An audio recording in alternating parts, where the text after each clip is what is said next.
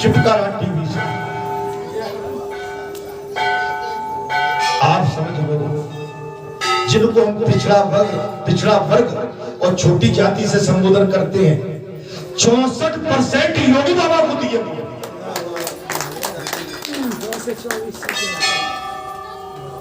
और मेरी माताओं ने तो झूठ के दिए, इनने तो 90% दिए। योगी बाबा क्यों? हम सुरक्षित हैं। योगी बाबा क्यों? हमको गैस दी है। आदमियों ने तो इनके लिए भड़काया था कि नहीं नहीं आप अखिलेश को देना, फिर माता जाके नहीं हम तो योगी को देंगे, गैस का चूल्हा दिया है योगी ने। महिलाएं सुरक्षित है बाबा। अर्थात सुनता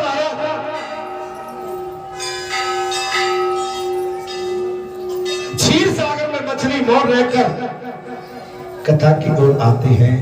भगवान सुखदेव कहते हैं, बोले मछली मोड़ रहकर अपने आंखों से देखती हुई सदा दुग्ध पान करती रहती है। उसी प्रकार जो कथा सुनते समय जो टिकटिकी लगाए भगवान की कथा देखता है और मुंह से कभी एक शब्द भी नहीं निकलता है और निरंतर कथा रसी आस्वादन करता रहता है, वो प्रेमी श्रोता मीन कहा गया है, मछली कहा गया। ये प्रवर अर्थात उत्तम श्रोताओं के वेद बताए गए हैं। अब अर्थात वैसे ही जो मूर्ख कथा श्रवण के समय रसिक श्रोताओं को उद्विग्न करता हुआ बीच बीच में जोर जोर से बोलता है, रोता है, उठता है और वृक्ष कहलाता है। और हिमालय के शिखर पर एक भूखंड जाति का पंछी होता है, वो किसी के शिक्षाप्रद वाक्य सुनकर वैसा ही बोलता रहता है किंतु स्वयं उससे लाभ नहीं उठाता। आचरण आपने कथा सुनी मेरी माताओं, घर में बुहार अच्छा रहा। मैं विशेष तौर से अपनी माताओं से कह रहा हूं, अपने पतियों को डांटो मत। ये मेरे बाबा, अपने पतियों से विवाद मत करो। अपने पतियों को भगवान रूपा मानकर उनकी आज्ञा का पालन करो। हाँ, यदि आपका पति किसी गलत विषय में फंसा हुआ है तो फिर ये आपका अधिकार है। लेकिन आपका पति अगर सद्मार्ग में है, किसी अच्छे काम में संलग्न है, तो कृपया करके उसे किसी भी प्रकार से आप अपनी क्रोध में वाणी के माध्यम से उसे कतई प्रभावित न करें, आक्रोश न करें उसे। आपका धर्म तब पूरा माना जाएगा जो पत्नी अपने पति को ईश्वर मानती हो, उसका जीवन सत्य पतिव्रता नारी कहलाती है। अपने पति की सेवा करना ही उसका पतिव्रता धर्म। और सती सावित्री, माता अनसुईया और सीता इनके स्वरूपों बनी जाती है। पति की सेवा ईश्वर की सेवा। पति से किसी भी तरह की टकरार विवाद बिल्कुल ठीक नहीं है मेरी माताओं। मैं देख रहा हूं कि मेरी माताएं यहाँ तो बढ़िया सुनती हैं, लेकिन घर में जाके कहीं ना कहीं डाव लगाई देती है।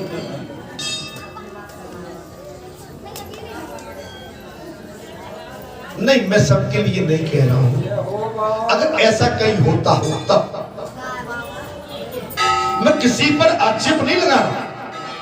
शायद ऐसा होता हो तो तुम्हारा कथा सुनना तब सफल होगा, तब आप इस बात को समझकर अपने परिवार के साथ,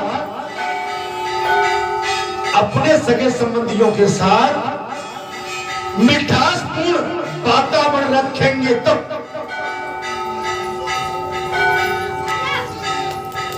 अब कोई मिस्त्री या काम कर रहा है, कोई मिस्त्री यदि यह काम कर रहा है और उसने ढंग से काम नहीं किया, बाई चांस हम उस मिस्त्री पर नाराज हो गए, वो भाग जाते, अब तुझे काम कराएंगे नहीं।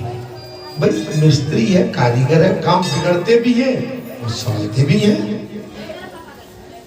अब हम कहें कि नहीं तुम्हें हम काम कराना ही नहीं है, तो ये भी हट है। कोई रसोईया है, आज सब्जी नहीं बनी, कोई बात नहीं, कल बन जाएगी, उसको समझा दो कि इसको ऐसे नहीं ऐसे बना लो। कोई सफाई वाला, झाड़ू वाला है, अगर ढंग से काम नहीं कर पाया, उसे कल कह दो भैया बेटा इसको ऐसे नहीं ऐसे कर ले। अच्छा, झगड़े से काम, आइए भाई, झगड़े से काम ऐसे आएगा, ऐसे झगड़े से काम बनता नहीं है कभी, ऐसे झगड़े से काम कभी पूर्ण नहीं होता। आप समझ लीजिए, झगड़ा करोगे तो काम आप कभी किसी से रार मत करो। हमें ठानना नहीं है कि इस आदमी को घुसने नहीं देना, इनको बैठने नहीं देना, इनकी बात कभी सुनेंगे नहीं, इसको यहाँ से हटा देंगे, नहीं नहीं, फिर ये मानवता नहीं है, ये हमारी फिर भक्ति का मार्ग नहीं है। भक्ति के मार्ग में यदि हमने दुश्मनी, प्रतिद्वंदता बांधी, तो फिर हमारी भक्ति का मार्ग नहीं है, ये तो केवल ढकोसला है, ढकोसला। भक्ति के मार्ग में यदि कोई हमारे पास आ जाता है और वो कहता है कि नहीं हमें, तो भाई उसको आप आराम से अपने कर्तव्यों का निर्वहन कराने के लिए बेनती करें। आप ऐसा उसको बता सकते, मेरा आवाज बढ़ा दो। इसलिए मेरा आपसे अनुरोध है कि किसी के साथ रार मत ठानो कभी। अब भाई ये तो मंदिर है जहां तो हमारे सब तरह के लोग आते हैं, ये तो भाई भगवान का दरबार है, यहाँ तो सब तरह का जीव आता है। हमारे लिए सभी सम्माननीय है, माननीय, आदरणीय। अगर हम इनका सम्मान नहीं करेंगे, अपने सम्मान के चक्कर में रहे, तो मेरे बाबा, आपके बाबा नाराज हो जाएंगे कि ये तो अपने सम्मान के लिए बैठा हुआ है, ये भक्ति के लिए नहीं बैठा है, जी अपना निजी सम्मान चाहता है।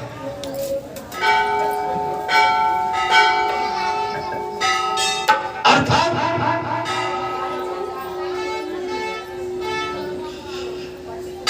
तब ब्रश कहते हैं, तब ब्रश कहते हैं बैल को उसके सामने मीठे मीठे अंगूर हो या कड़वी खली, दोनों को वो एक सा ही मार कर खाता है,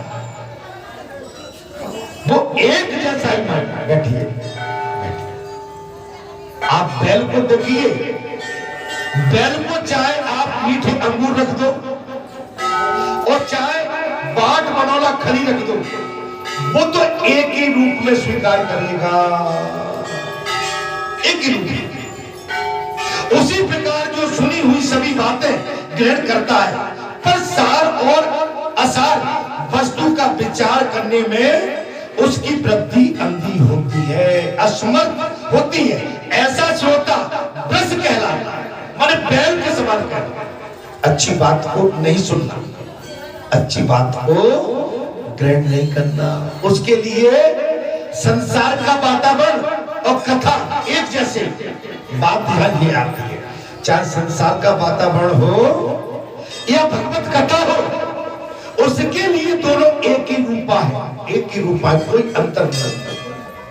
अच्छा, जिस प्रकार ऊंट मार्ग गुण से युक्त आपको भी निकलेंगे, जी जी ठीक है,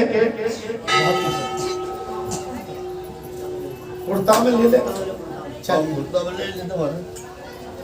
झोली तो पसारी देगी। प्रसाद भगवान का जैसे भी मिल जाए, ये सबसे बड़ी भगवान की। अब उसको भले ही आप किसी आगे झोली नहीं पसारेंगे, कौन क्या पसारेंगे। बोलो सच्चिदानंद। केवल नीम ही, केवल नीम की पत्ती चबाता, उसी प्रकार जो भगवान की मधुर कथा को छोड़कर उसके विपरीत संसारी बातों में रमता रहता है, उसे ऊंट कहते हैं। भगवान की कथा पर ध्यान नहीं देना, केवल संसार को देखने। देखो मैं एक चीज कही है इसमें कथा में, कि हम भगवान को अलग कर दें, अपने लिए सोचें, उससे आदमी का कभी मार्ग सुगम नहीं होता, वो हमेशा उलझनों में उलझा ही रहेगा। अच्छा, ये कुछ थोड़े से वेद यहाँ बताए गए हैं और इसके अतिरिक्त भी प्रबल अबर दोनों प्रकार के श्रोताओं के भ्रमर और गंधर्व आदि बहुत से वेद हैं। ये तो थोड़ी सी बात कही है, जैसे अभी बैल का उदाहरण दिया, तोता का उदाहरण दिया, हंस का उदाहरण दिया कि भाई बैल को चाहे आप अंगूर, खीर, पूरी सब्जी और चाहे उसको खली पीना बाट बनोला खिलाए, उसके लिए दोनों भोजन एक समान। अनपढ़ अज्ञान के लिए आप बीन बजाते रहिए, दिन भर पढ़ाते रहिए, उसको कोई फर्क नहीं पड़ने वाला। वो तो केवल अपने 9, 2, 11 के चक्कर में पड़ा हुआ। 9, 2 और 11।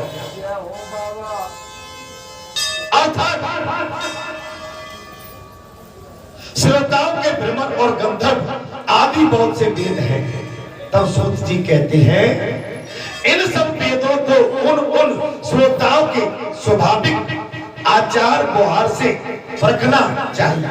जो वक्ता के सामने उन्हें विधिवत प्रणाम करके बैठे और अन्य संसारी बातों को छोड़कर केवल श्रीमद् भागवत जी की लीला का कथाओं को ही सुनने की इच्छा रहे, अपनी बात माने भगवान की कथा।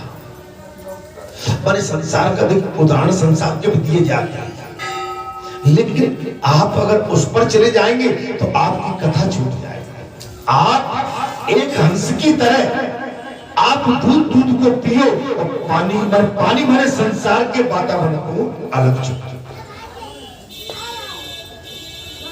और संसारी वातावरण में आप पढ़े तो आपकी कथा चली। जैसे भगवान शंकर ने कहा था, देवी तुम्हारे मन में संशय हो गई है तो तुम भले ही परीक्षा ले लो, लेकिन मैं तो जिस उद्देश्य से आया हूँ भगवान रघुनाथ की कथा सुनने के लिए, मैं तो कथा सुन जो तुम्हारे मन का संदेह हूँ तब कि न जाए परीक्षा ले, तब लग बैठे अहोबट छाई तब लग। अगर मेरे प्रभु के प्रति तुम्हारा संशय हो गया है, जाओ परीक्षा। माने जिसके मन में संशय आ गया, देवी सती को भगवान शंकर ने हर प्रयास किया समझाने का, लेकिन देवी सती एक बात नहीं। भगवान शंकर ने सोचा, देवी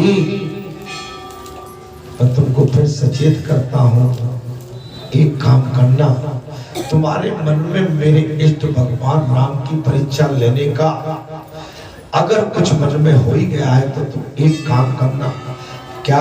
बोले जैसे जाए मोह भ्रम भारी, करियो जो जतन विवेक विचार। देवी सती,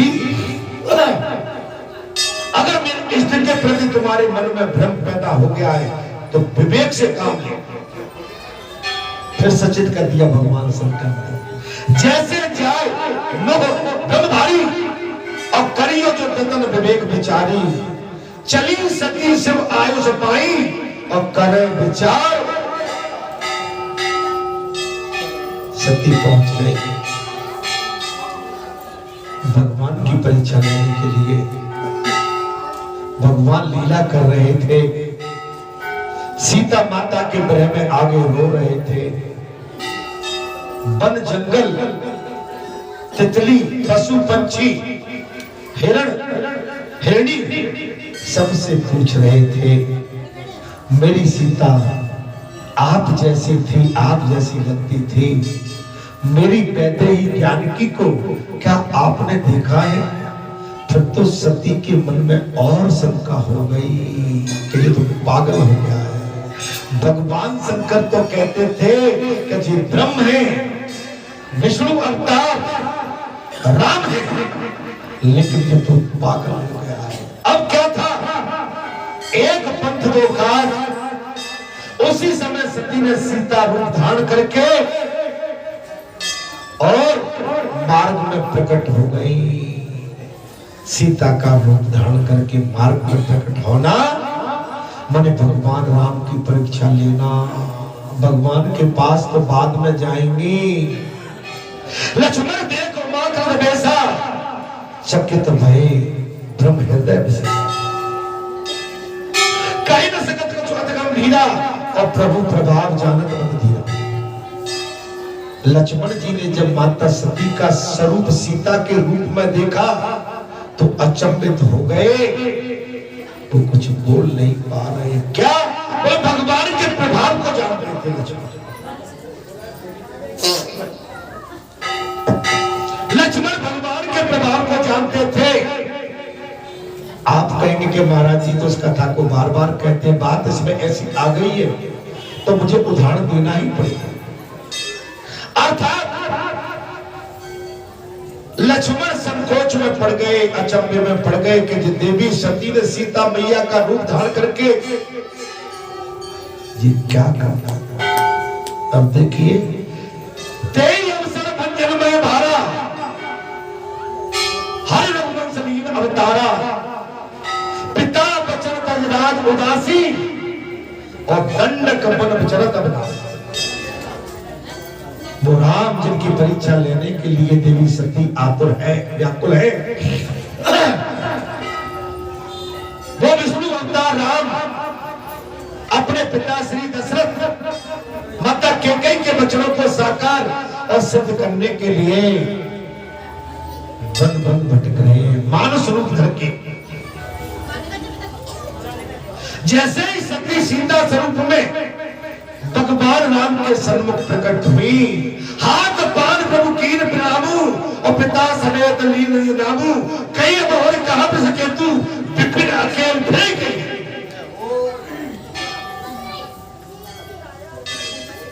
भगवान रघुनाथ ने हाथ जोड़कर माता सती की चरण वंदना की है और कह दिया महाराज हाथ पान प्रभु कीन प्रणामो पिता समेत लीन निज नाम कई बहुरी कहा पर सके तू विपिन अकेले फिरेंगी। देवी सती आप किस आयोजन प्रयोजन से इस वीरान जंगल में विचरण करती है। भगवान शंकर कहा, भगवान शंकर कहा है। और भगवान शंकर क्या सोच रहे हैं महाराज। भगवान शंकर यह क्या सोच रहे हैं, यहां सब असमन अनुमाना दक्ष सुता को नहीं कर लिया मेरे कहने संशय जाई और विपरीत भलाई।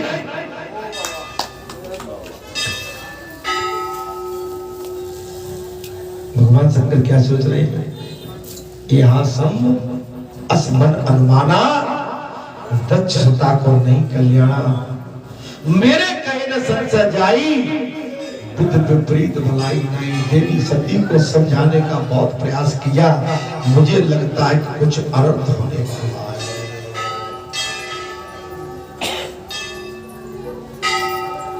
जब हाथ पान प्रभु कीन प्रणामो पिता समेत लीन नामो कहीं बहुर कांप सके तू विपिन अकेले प्रेम की हेतु माता सती की पोल भगवान ने खोल दी। सती थर थर कांपने लगी, सोचने लगी मैं शंकर कर कहा न माना निज अज्ञान राम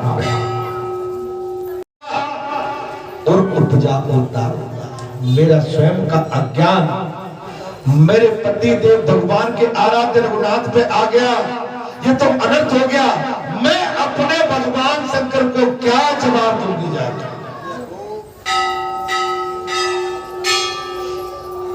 गई समीप महेशतम हंस पूछी कुशलाक और लीनी परीक्षा कर भी सत्य कौशल। देवी सती आप आ गई, मेरे आराध्य भगवान रघुनाथ की परीक्षा आपने कैसे ली थी, मुझसे बिल्कुल मत छिपाना, सत्य सत्य बता।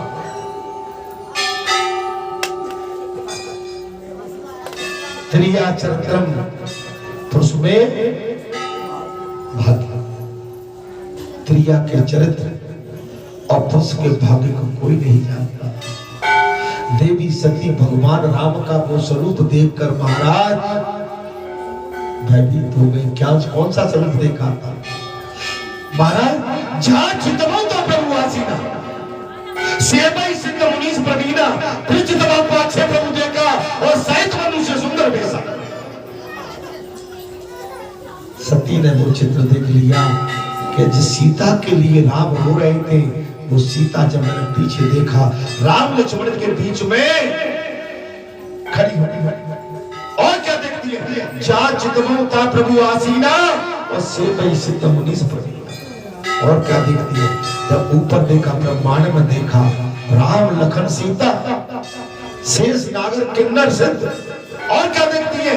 भगवान शंकर जिनको मैं अगस्त मुनि आश्रम में वट वृक्ष के नीचे कथा सुनते छोड़ आई थी, वो मेरे पति के भगवान शंकर भी भगवान राम की चरणवंदना कर रहे हैं।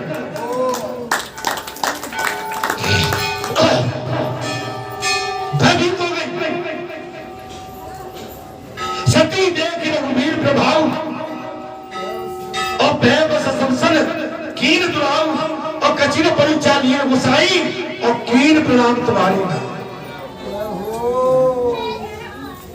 भगवान राम का वो प्रभाव देखकर माता सती भयभीत हो गई। भगवान शंकर से फिर छुपा नहीं सकता। सती देख के रघुवीर प्रभाव भयवश शिवसन कीन दुराऊ कछुन परिचालिए गोसाई कीन प्रणाम तुम्हारी नहीं। मैंने कोई परीक्षा नहीं ली प्रभु, मैंने तो आपकी नहीं साष्टांग दंडवत किया। भगवान शंकर इस बात को सुनकर बड़े खुश हो गए। सती जो तुम कहा सो बरसा न होई। देवी सती तुमने जो कहा है ऐसा ही। सती जो तुम कहा सो बरसा न होई। मेरे मन प्रतीत अतिशय तुम्हारी इस बात को सुनकर मेरे हृदय में भगवत प्रेम जागृत हुआ। लेकिन भगवान शंकर कहां मानने वाले थे। तब शंकर देखे उधर ध्याना और सती जो की चरित्र शक्ति। जब भगवान शंकर ने अपने नेत्र खोलकर तीसरे नेत्र को उद्यम करते हुए देखा, तो माता सती ने सीता का रूप धारण करके जो भगवान आराध्य राम की परीक्षा से योजन प्रयोजन से ली थी, वो पिक्चर भगवान शंकर के सामने आ गई। भगवान शंकर के सामने आ गया। भगवान शंकर क्षुब्ध हो गए, अचंभित हो गए। महाराज ये क्या किया सती? ये क्या किया सती?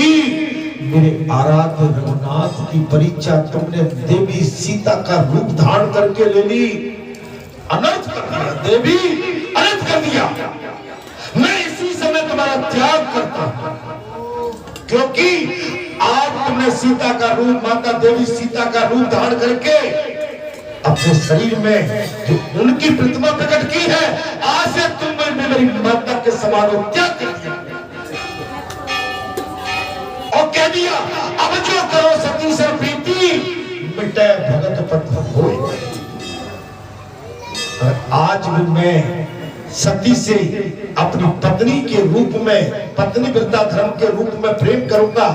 भक्ति का मार्ग अवरुद्ध हो जाएगा, रुक जाएगा। सती मैं इसी समय तुम्हारा त्याग कर। एक पल में भगवान शंकर ने त्याग कर दिया और त्याग करके बैरागी हो गए। बैरागी होके कैलाश पर जा बैठे। बैरागी होके कैलाश पर जा बैठे और कैलाश पर जाके सती के सम्मुख से अपना आसन उठा के अलग रख दिया, सती को त्याग दिया। ऐसा शंकर, ऐसा बैरागी, ऐसा ओघर, ऐसे भोलेनाथ जिनकी महिमा अपार है, अनंत है। न तो उनका कोई जात है, न वर्ग है, न माता है, न पिता है, न कुल है, न खानदान। और खानदान है तो ये सारी सिर्फ जिनका खानदान है, सारी स्नेह जिनका खानदान है, यही उनका समाज है और यही उनकी माता पिता है। भगवान शंकर औघड़ है, औघड़। इसलिए कभी भी किसी पर संशय न करें और केवल भगवान की लीलाओं की कथाओं को ही सुनने की इच्छा रखें।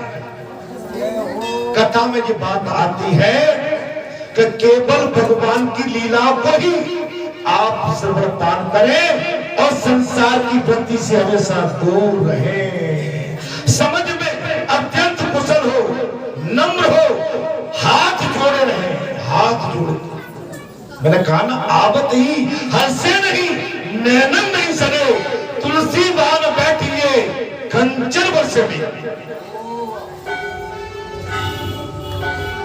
आप संत के द्वार, भगवान के द्वार, माता पिता के पास, महापुरुष के पास आप जाते हैं तो आपके अंदर विनम्रता होना चाहिए, सहजता, सरलता होना चाहिए।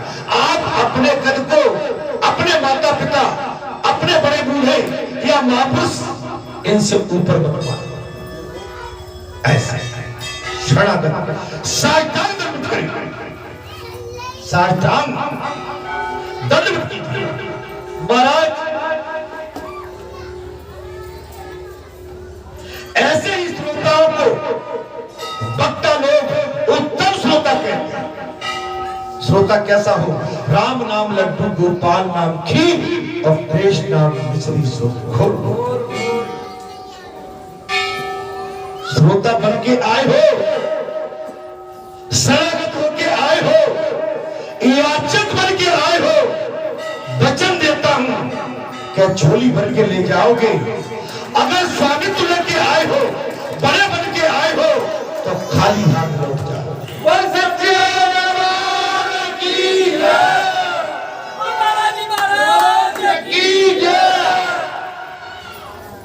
छोटे बन के आइए, बड़े बन के जाओगे, और बड़े बन के आए तो छोटे बन के चले जाओगे। ये संसार की रीति है। छोटे बन के आइए, यहां से बड़े होके जाओगे। यही तो ईश्वर की लीला है, यही तो कथा है। उत्तम श्रोता वही कहलाते हैं। अब वक्ता के लक्षण बतलाते हैं। वक्ता कौन होना चाहिए, कैसा होगा वक्ता, कैसा होना चाहिए? जिसका मन सदा भगवान में लगा रहे, संसार में नहीं, जिसका मन सदा भगवान में लगा रहे, भगवान के सपने देखता हूँ, भगवान की लीलाओं का वर्णन करता हूँ, भगवान की सेवा में लगा रहता हूँ, समाज सेवा में लगा रहता हूँ, राष्ट्र सेवा में लगा रहता हूँ, गंगा सेवा में लगा रहता हूँ, गौ सेवा में लगा रहता हूँ, माता पिता की सेवा में लगा रहता हूँ, ब्राह्मण सेवा और राष्ट्र सेवा में जो लगा रहता हो, वो श्रोता, वो वक्ता किसी भी वस्तु की उपेक्षा न करता हूँ कि ये पैसा आया मुझे मिल जाए, ये वस्त्र आए मुझे मिल जाए, या जो चढ़ोतरा आया मुझे मिल जाए।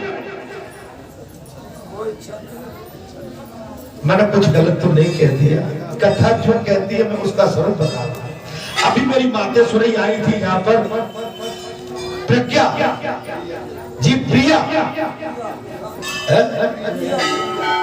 प्रिया प्रज्ञा देवी आई थी। उनका बहुत ही सुंदर स्वभाव था। माने उनका एक ही था कि भाई भगवान की कथा कहना है। अगर कोई श्रद्धालु, कोई जजमान आपको श्रद्धा से अगर क्या देता महाराज, दक्षिणा, तो ठीक है, लेकिन हम उसके अधिकारी नहीं है कि नहीं हमें कथा तब कहना तब इतना हमें मिल जाए। मानस कथा के अंदर शर्त नहीं होना चाहिए। अगर कोई आपसे कथा कहलवाता है तो जो चढ़ोतरा आता है वो भगवान का है, और कथा जो आपको परिचित बना है वो कथा सुनवाने के लाया है आपको, माने व्यास बना के, उसकी जो श्रद्धा है, अगर वो प्रेम से और भाव से आपको जो दक्षिणा देता है वो आप, मैंने तो सुना है अभी यह देवकी नंदन ठाकुर आ रहे हैं किसी गांव में, 11 लाख रुपए में आ रहे हैं। मैं उनकी निंदा नहीं कर रहा हूं, आप क्षमा करना। मैं कोई ये नहीं कह रहा हूं, कथावाचक है, मेरे लिए आदरणीय श्रद्धेय है, मैं किसी की निंदा परिंदा नहीं कर रहा हूं। लेकिन मैं ये कह रहा हूं कि 11 लाख रुपए का मतलब मैं नहीं समझ रहा हूं कि हमें, मुझे 11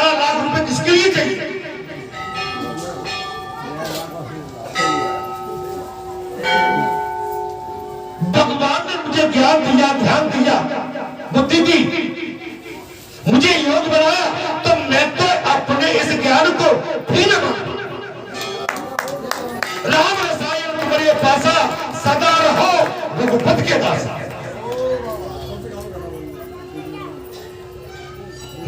मैं एक ऐसे तमाम है नहीं, हम उस पैसे को कहीं और लगाएं।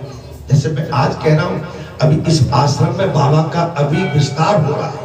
मैं आज एक और बात कह देता हूं, मेरे पूजनी महाराज भी यहाँ बैठे हुए हैं, आप भी कथा वाचक है, कथा कहते हैं, मैंने कथा सुनी भी, लेकिन इनकी सरलता देखिए, इनकी सुगमता देखिए, इनके अंदर आप देखिए कि इतने बड़े विद्वान होने के बाद भी आज ये भगवान की कथा के लिए व्याकुल की तरह चले आ रहे हैं, एक पपीले की तरह चले आ रहे हैं।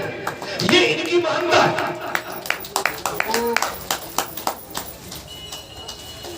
हम तो इनके आगे छोटे हैं, हमें उतना ज्ञान ध्यान भी नहीं है, लेकिन फिर भी हमारी तोतली भाषा को सुनने के लिए ये व्याकुल है।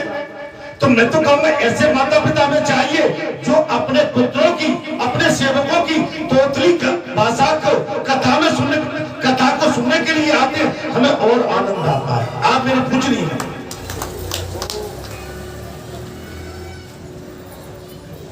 अभी ये पैसा आपका पूरा विस्तार में लग रहा है यहाँ के विस्तार में लग रहा है ना।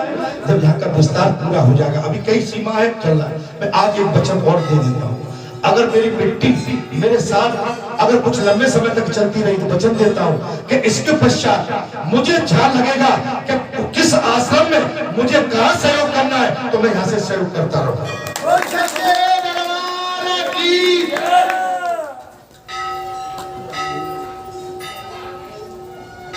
मैं इस धन को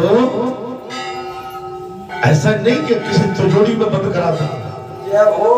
अभी तो यहाँ बहुत काम होते हैं, धन की बहुत आवश्यकता आ भी रहा है, लग भी रहा है, लेकिन जब ये पूरा विकसित हो जाएगा, जब मैं संतुष्ट हो जाऊंगा, मेरे भक्त संतुष्ट हो जाएंगे, इन भक्तों के माध्यम से मुझे पता है कि मुझे अब ये यहाँ का धन किस और धर्म स्थान पर इसका उपयोग कराना। मैं ठीक चल रहा हूँ। मैं ऐसा नहीं हूं कि मैं केवल इस आश्रम में बैठ के और जब पूरा विकास हो जाए और मैं तिजोरी में डालूं, नहीं, ये तो बेईमानी होगी।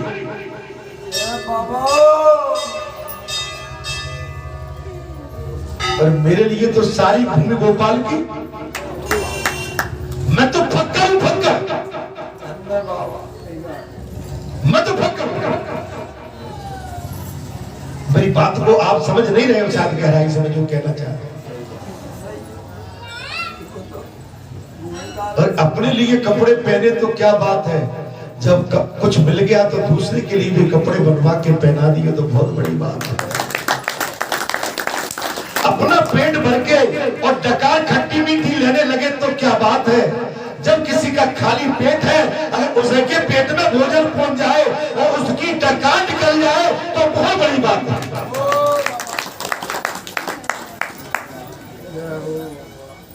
अभी पता नहीं हमारे मन में भीतर क्या चल रहा है, हमारे अंदर का इस समय आप न तो खुद हम जान पाते न आप जान पाओगे। मैं तो आपको सुगम सरल बना रहा हूं कि आप जैसे साथियों का मुझे साथ मिला है, आप जैसे प्रेमियों का मुझे प्रेम मिला है, ये प्रेम, ये साथ, ये बहुत दूरी तक चलेगा और ये विख्यात होगा। एक चीज और कहता हूं कि ऐसा कहीं नहीं हुआ, वो क्या होगा।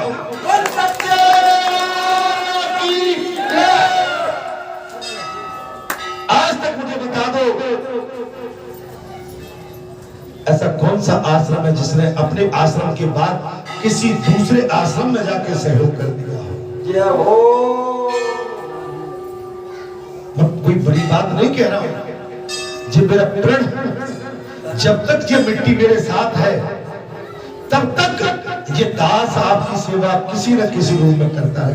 आगे भैया भाई राम न चलाता, आगे हनुमान जी चलाएंगे, आज भी कोई चला रहे हैं, आगे भी श्री हनुमान जी चलाएंगे। मैंने कहा ना, मन चंगा तो कठौती बनेगी, रतन बरसेंगे, फूल बरसेंगे, कलियां खिलेंगी, यहाँ पर भंवरे आके आप जैसे भक्त उसका आनंद उठाएंगे।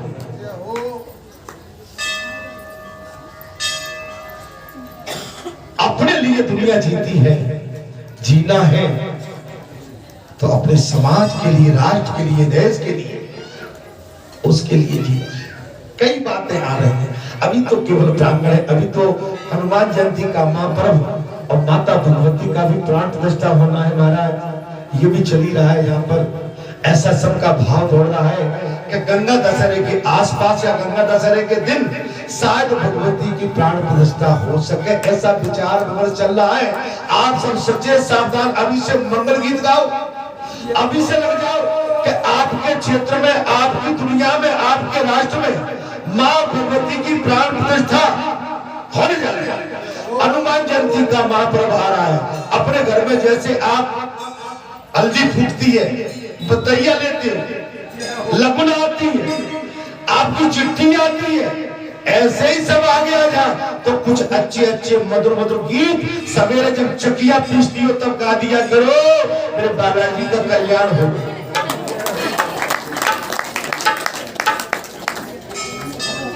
कथा की ओर आते हैं,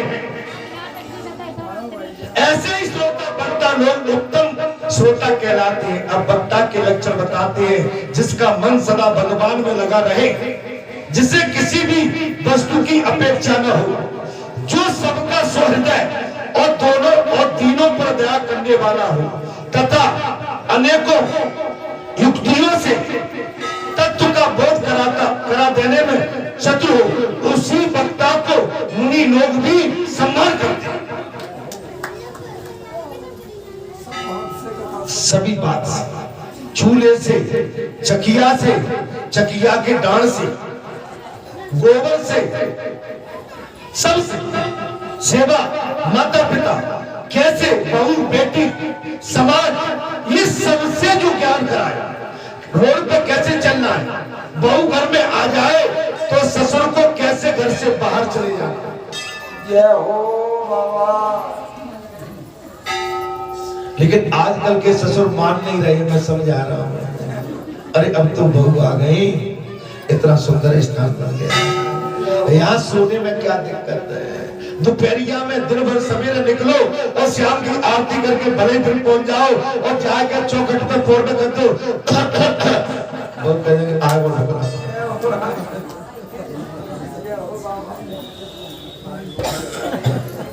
लेकिन मेरे भैया घर छोड़, इतना सुंदर स्थान आपके क्षेत्र में दिया है, जहाँ पर रहने की, रुकने की, आपकी सेवा की, आपके भोजन की, आपके राम राम भजन की सारी मस्त सुविधाएं, इससे बढ़िया मार्ग हमें कहाँ मिल सकता है बताइए, कहाँ मिल सकता?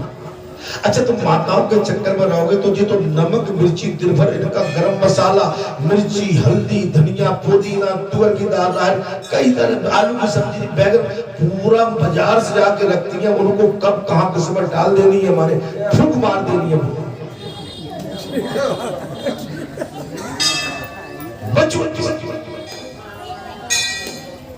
घर में रात में पहुंच जाओ, धीरे से बन गई रोटी, बन गई, खा लो, आ जाओ, खा लो। अरे देर है कि सोना है। बात जब सुनने की हो तब सुनो, बात समझने की हो तो समझो, और बात अनसमझ हो उसको बिल्कुल अपने पास मत आने दो। अर्थात तब हे विप्रगण, हे ब्राह्मणों, अब मैं भारतवर्ष की भूमि पर श्रीमद् भागवत कथा का सेवन करने के लिए जो आवश्यक विधि है वो बताता हूं।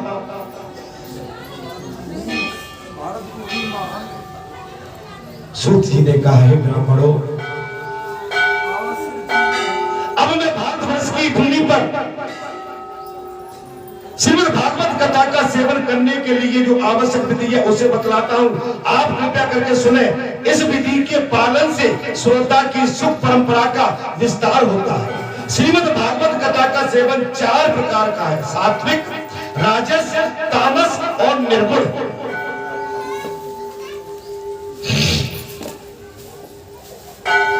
हे ब्राह्मणों, श्रीमद् भागवत कथा का सेवन 4 प्रकार से: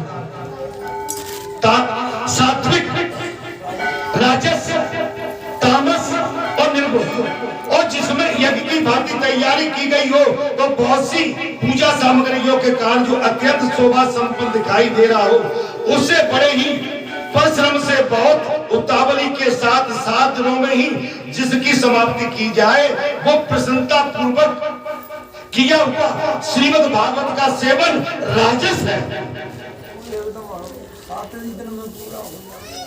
7 दिन वो राजस है। ताम झाम जी आपका कौन सा चल रहा है? जी वाला कौन सा चल रहा है? सात्विक निर्गुण है।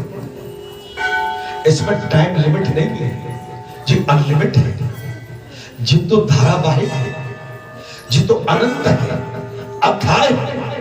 कथा पाचकों के पास कम टाइम रहता है, 7 दिन में ही कथा कहलवानी होती है। अब उसमें कथा पाचक क्या कर सकते हैं? 7 दिन में ही पूरी कथा कहना उनको समय का अभाव है। 22 साल कौन कथा कहलवा पाएगा? पागल हो जाएगा। हो बाबा आपके बाबा के धाम में 22 साल से कथा चल रही है। अब 22 साल कथा अनलिमिट हो गई ना, अभी तो लिमिट भी नहीं लगी है कि भाई अब कुछ साल में ये बंद होने जा रही है। नहीं, अर्थात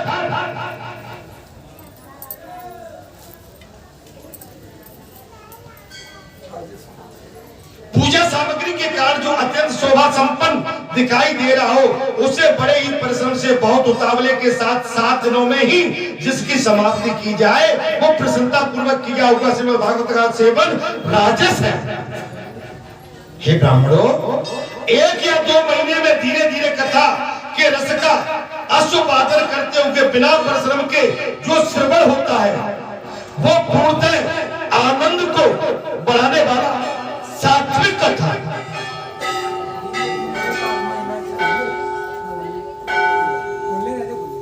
जो महीनों तक कथा चलती वो सात्विक सेवन कहलाता है। तामस सेवन वो है जो कभी भूल से छोड़ दिया जाए और याद आने पर फिर आरंभ कर दिया जाए।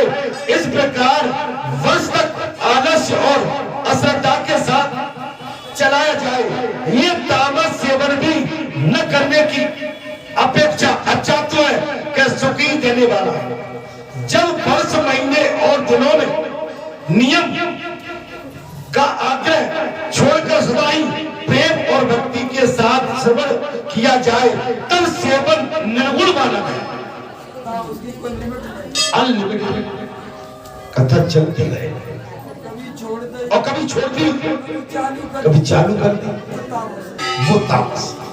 कथा चलती रही, जैसे जो बाबा के आश्रम में जी आपकी कथा चल रही है, ये जब तक ये शरीर है जो मिट्टी है चलती रहेगी, इसके अंदर और भी मिट्टी शरीर आएंगे।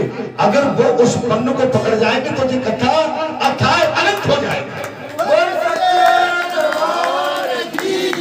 राजा परीक्षित और सुखदेव के संवाद में जो भगवान का सेवन हुआ था, भागवत का सेवन किया गया था, भागवत कथा का हे ब्राह्मणों सेवन किया था, वो निर्गुण ही बताया गया। भले ही 7 दिन की कथा थी पर निर्गुण थी। निर्गुण क्यों थी? क्या कोई अपेक्षा नहीं थी, किसी तरह का कोई चाहत नहीं थी। और वक्ता स्वयं भगवान सुखदेव ईश्वर थे और राजा परीक्षित बैरागी हो गए।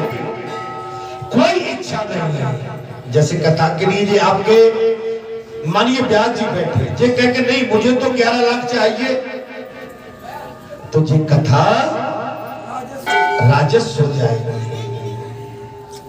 इसमें सौदा नहीं किया जाता। हमारे गुरुदेव हैं,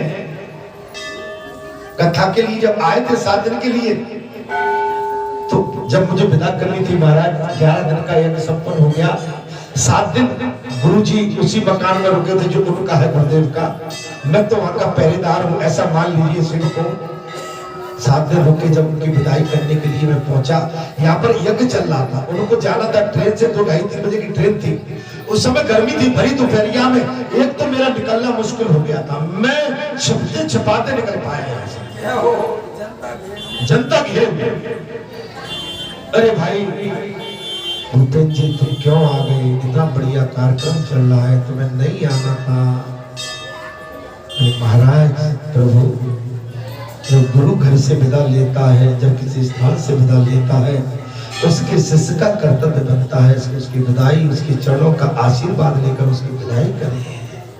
हम पहुंच गए, गुरु बैठे हुए थे घर के अंदर, पलंग पर बैठे, उस पर तख्त पर बैठे, नीचे उनके चरणों, महाराज उनको सौल उड़ाए।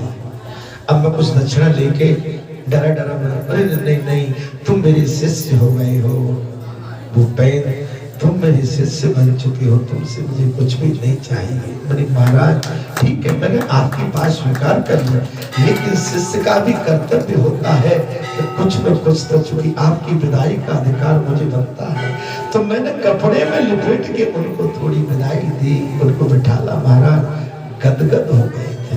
ये हमारा कर्तव्य बनता है, हमारा कर्तव्य यही है कि हम अपने जो हमारे सदगुरु हैं, हमारे जो महाराज हैं, जिनसे हमने दीक्षा ले रखी है, यदि हम उनका सम्मान नहीं कर पाए, बैठिए बैठिए बैठिए, कोई बैठिए, कोई कार्यक्रम आ गया है। अच्छा भाई, क्या कार्यक्रम ले आए? देखो भागवत कथा का कार्यक्रम होगा, मुझे ऐसा ही लग रहा है। ओहो, अच्छा ओझा जी महाराज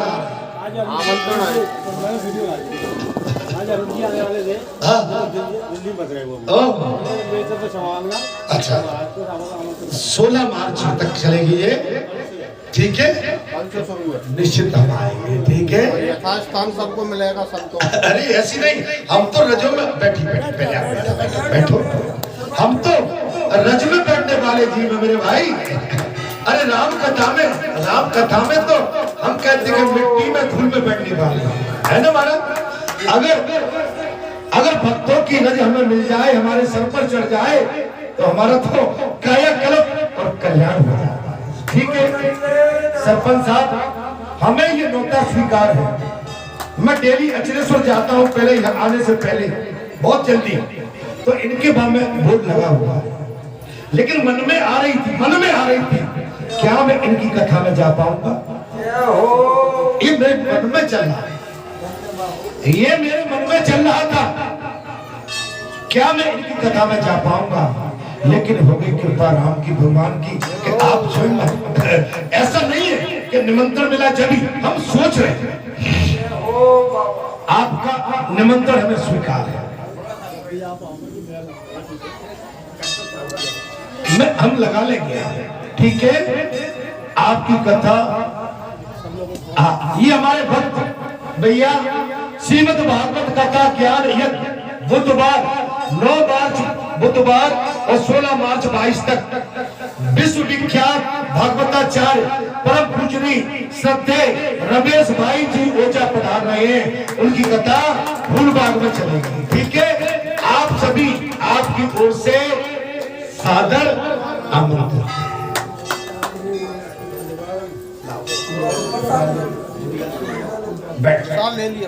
अरे बैठो, हमसे तो लेके चले, अब आप आ ही गए हैं, और सभी श्रद्धालु हम एक रोज का टाइम निकाल के निश्चित किसी न किसी रोज हम आएंगे, ठीक है।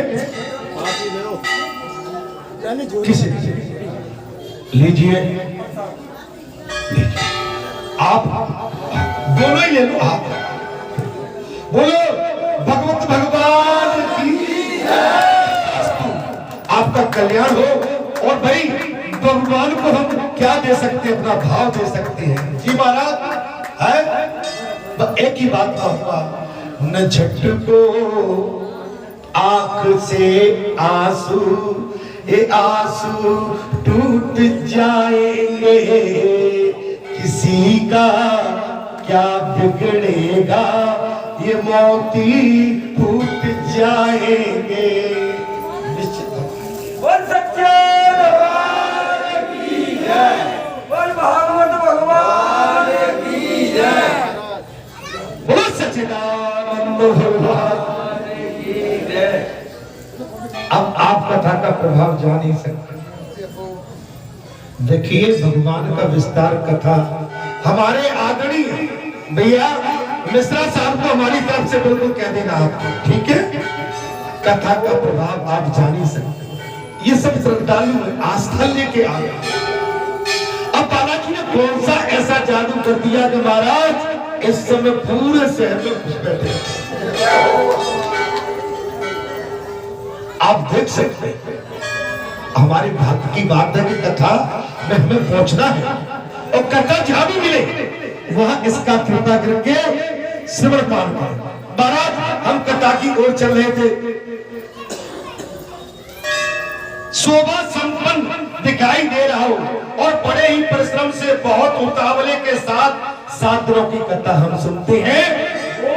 राजसी कथा कहते हैं, अर्थात भारतवर्ष के अतिरिक्त अन्य स्थानों में त्रिगुण सात्विक राजस और तामस अथवा निर्गुण सेवन अपनी रुचि के अनुसार करना चाहिए। कथा तात्पर्य यह है कि जिस किसी प्रकार में भी हो सके श्रीमद् भागवत कथा का सेवन करना चाहिए। अब बात आई कि केवल भारतवर्ष की बात नहीं है। अब कथा तो आप अपना आरती भगवान की चरण वंदना आपकी नित्य है, तो जो तो आपको करना ही पड़ेगा। भारतवर्ष से भी अगर आप अदर कंट्री में किसी दूसरे देश में भी फंस गए हैं वहां भी भगवान का चिंतन करते रहिए। जैसे मैंने बताया मैं उस समय 2 बार अमेरिका गया था, महाराज चैन नहीं पड़ता। अच्छा बाकी क्या है, अलग व्यवस्था है। एक दिन जिस कैंपस में बच्चे लोग फ्लैट लिए थे किराए से, अब पता नहीं है बच्चे दोनों चले गए, बहू भी चली गई और हमने बोला यार एक काम कर लो, पराठे बना लो। आज क्या बना लो, वहां जाड़ा रहता है, सर्दी पड़ रही थी, हमने आलू उबाल के पराठे बना और ठाणे बैठे बढ़िया क्या करे, काम धाम तो कुछ है नहीं, पराठे बनने लगे। अब पराठे का जो धुआं उड़ा, अब धुआं उड़ा तो वो क्या है महाराज, वो वहां सायरन रहता है फ्लैटों में, उस सायरन में जैसे ही गया सायरन बजने लगा महाराज, हम डरे नहीं, पता नहीं क्या चक्कर है, सायरन बजाए, हम इधर दौड़े उधर दौड़े, हम डर गए। हमने फोन लगाया, भैया आकाश सायरन बज रहा है, बेटा जी चक्कर क्या है, क्या कर रहे हो पापा? पराठ बोले पापा एक काम करो, गेट खोल दो और जल्दी बंद कर दो उनको, नहीं तो अभी जो उनका वो विभाग होता है अग्नियंत्र का विभाग वो आ जाएगा। हम तो और भी घबरा गए।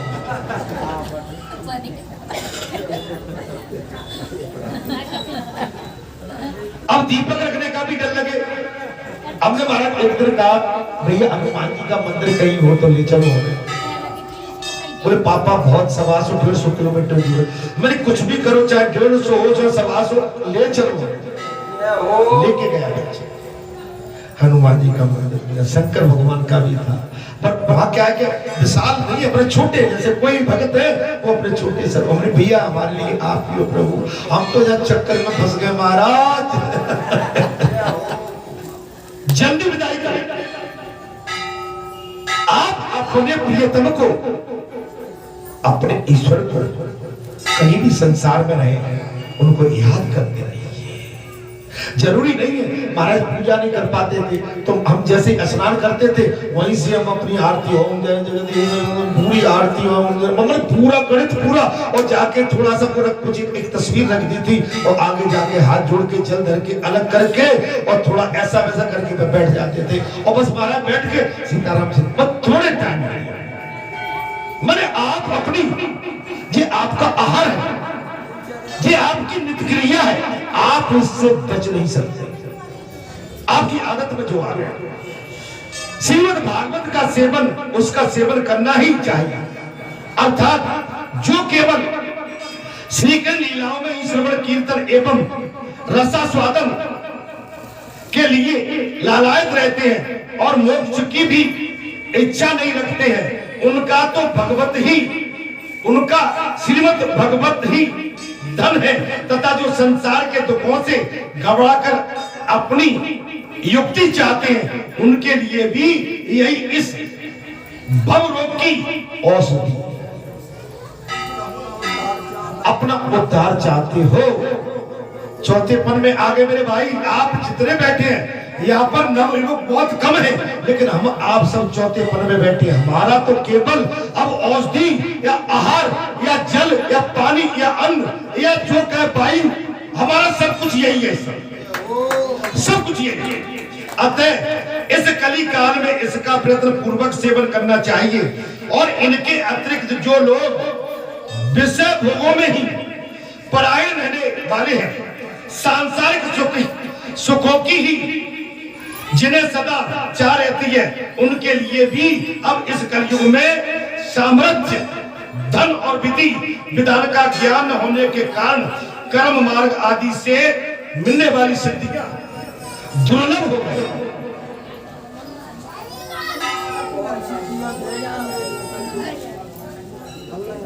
आप सब करते हो, पूजा करते हो, सब करते हो, लेकिन जब तक उसको नित्य क्रिया में नहीं लाओगे, भगवत क्रिया में नहीं लाओगे, जब तक परंपरागत उससे प्रेम नहीं करोगे, सदाचार नहीं करोगे, उससे गुहार नहीं रखोगे, उनको याद नहीं करोगे, उनको उठते समय प्रणाम नहीं करोगे, उनको सोते समय प्रणाम नहीं करोगे, आपको जब तक आपको शांति प्रदान नहीं हो सकती। रात्रि में सोने के समय भी जहाँ आपके भगवान का आपने सिंहासन जहाँ पर रखा है वहाँ प्रणाम करने जाइए। जब आप शयन कक्ष में जाते हैं तो ये नहीं कि हम संसार कक्ष में चले गए। शयन कक्ष में जाने से पहले भगवान को प्रणाम करिए, और भगवान को प्रणाम जब कर पाओगे जब आप शुद्ध होगे, तब आप अशुद्ध हो तो नहीं कर सकते। इसलिए मैंने कहा कि आप किसी भी क्रिया में लिप्त रहिए, लेकिन लिप्त होने के बाद शुद्धिकरण कीजिए, और शुद्धिकरण करने के बाद आप अपने शयन कक्ष में जाइए। बालाजी महाराज की जय। आप अशुद्धि में सहन नहीं कर सकते। बड़ी विडंबना है। जब तक सुना नहीं था तब तक सब कुछ ठीक था, सुनने के बाद, पढ़ने के बाद, समझने के बाद अगर हम इस आस्था को हम ठुकराते हैं तो कहते हैं हम बहुत बड़ा पाप कर बैठते हैं। ऐसी दशा में उन्हें भी सब प्रकार से अब इस भागवत कथा का ही सेवन करना चाहिए। हे ब्राह्मणों, ये श्रीमद् भागवत कथा की कथा धन और पुत्र, स्त्री, हाथी, घोड़े आदि वाहन, यश, मकान और निष्कष्टक राज भी दे सकता है। सकाम भाव से भागवत का सहारा लेने वाले मनुष्य इस संसार में मनोवांछित उत्तम भोगों को भोग कर अंत में श्रीमद् भागवत कथा के इस संग से श्री हरि के परम धाम को चले जाते हैं।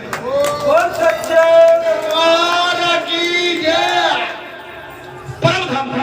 अच्छा, घर बैठे नौता आया, राष्ट्रव्यापी आ रहा है कि नहीं आ रहा है? अगर जुड़े नहीं होते तो भगत जी के घर थोड़ी कोई सिटी सेंटर में जाके ऐप बन में घुसने के आता आ जाना महाराज आए। ये कथा का प्रभाव है, ये प्रभु का प्रभाव है, ये उनकी प्रेरणा है, ये उनका आशीर्वाद है। इसको आशीर्वाद मानिए। मथा कथा सुनने के लिए आप पर घर बैठे नौता मन आशीर्वाद आप आ जाइए। हम आप पर फिर दया करेंगे, फिर करुणा करेंगे, आपका उद्धार करेंगे, आपको वरदान दे देंगे कि आप जीवन में एक जन्म की तो बात क्या, जन्मों जन्मांतर तक कथा कहते भी रहेंगे और सुनते भी रहेंगे।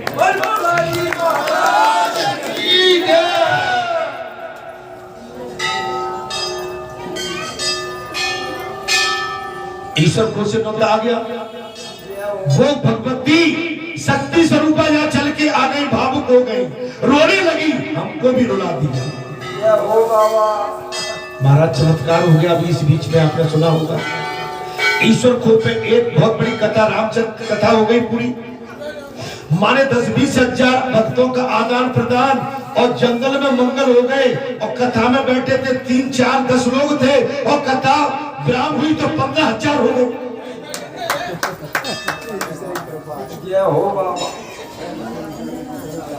क्षेत्र के वासियों ने ऊपर ले लिया इस भाव को।